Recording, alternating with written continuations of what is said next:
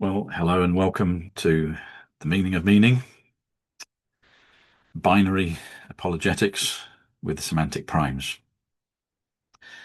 Many people have said to me, why on earth are you doing all of this, Andrew? It's an enormous project, tremendous amount of hard work, and what's the reason? What's the purpose behind it all? Well, there's three main reasons.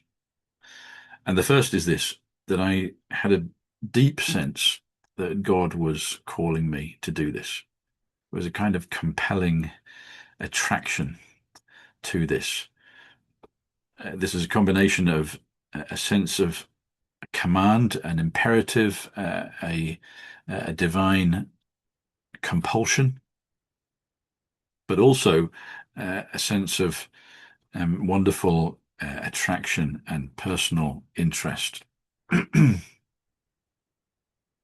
And this was sufficiently strong to mean that I abandoned my work as a with a promising limited company, Arrigo Limited, constructing databases for education and industry.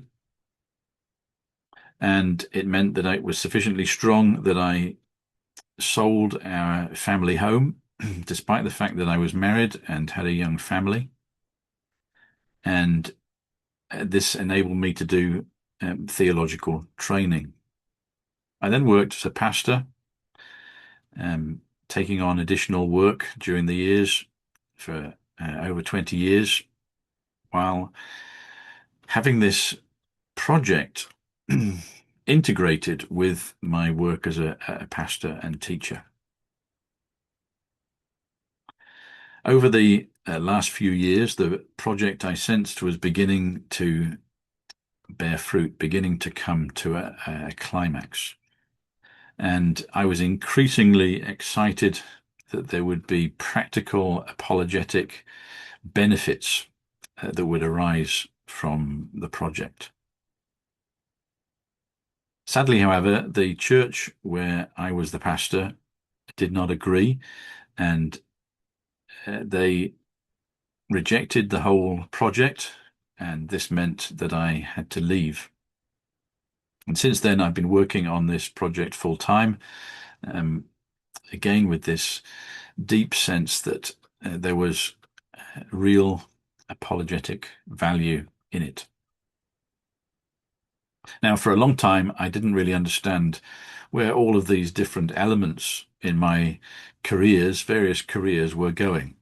First, it was a passionate interest in biology and in the order that you find that is expressed in the living organism, but which can be contained in the DNA.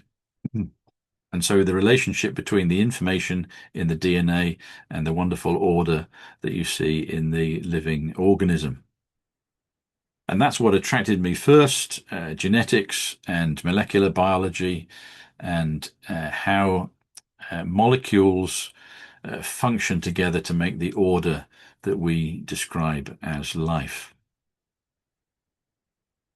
And then gradually I became more and more interested in information technology. And I began to be interested in the way in which databases can almost do the reverse of what happens in DNA and life. So we look at life and we look at personal life and the material universe, and we can make a compressed digital version of that reality in a database. And then finally, again, as part of my work as a pastor and preacher, I was called to cut the message of God straight. And this involves a lot of hard work with word meanings. So this is the idea of semantics, studying Greek and Hebrew words and how meaning is conveyed through these words, and how the meaning in the sentences, shapes our larger ideas, our theology, our biblical theology.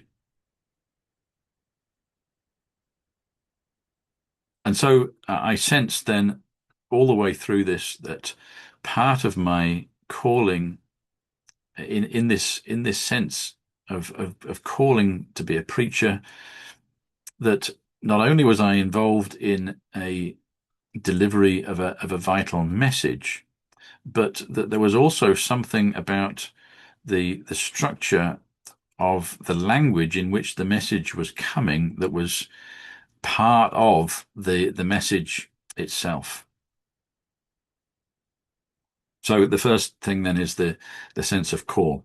The second thing is a very real concern for young Christians who are struggling, like I struggled with attacks on confidence. It's very unpleasant to have your fundamental beliefs attacked. And that was my experience and our experience here at the meaning of meaning, that there is a battle and there is a struggle, and that our basic beliefs are under attack.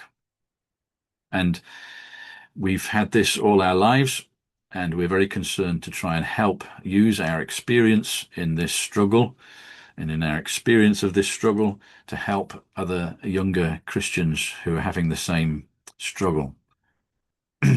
The confidence of the Christian then is being attacked or being assaulted. Their confidence in the reality of God's existence, the reliability of the Bible, and in the basic truthfulness of what they believe.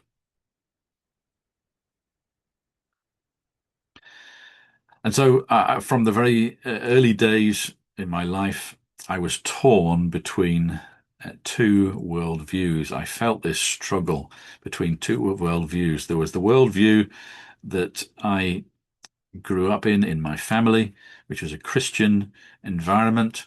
And then, as I went to school, I became aware that there was another reality, and that I was caught between two realities, being pulled in two directions. And this struggle intensified and became even more deep, and became part of my deepest intellectual struggles with regards to biology. And it's this issue of the origin of that information that results in the beautiful reality that uh, we look at and that we experience in ourselves of life. What is the explanation? What is the explanation of its origin? And so you have this idea of emergence naturally, that there's no need for any intelligent design in nature. You have this idea of the evolutionary alternative to God, the idea of natural selection being able to produce information and order. And I never felt that any of the apologetic material that I was given or that I found was wholly satisfying. There were things that helped and encouraged me, but I never felt that there was anything that was really satisfying, that I could feel confident with, and that I could feel that I could competently defend. And so it was this lengthy struggle that issued in the joy that I experienced in this semantic approach to apologetics. At last, I'd found the root cause of this heavenly magnetism that had been attracting me all my life, and that here was a way in which I could find uh, intellectual satisfaction and confidence in an approach to apologetics that was solid. And I believe that this experience was not merely given to me for my own benefit and my own personal enjoyment. I believe it's something that I'm intended to share with others, and I believe it's important for other young Christians going through the same intellectual struggles, and particularly for Christians involved in academia. So, a concern for other young Christians, secondly. And then thirdly, we have a deep concern more widely, not just something that affects young Christians. This is affecting young people everywhere.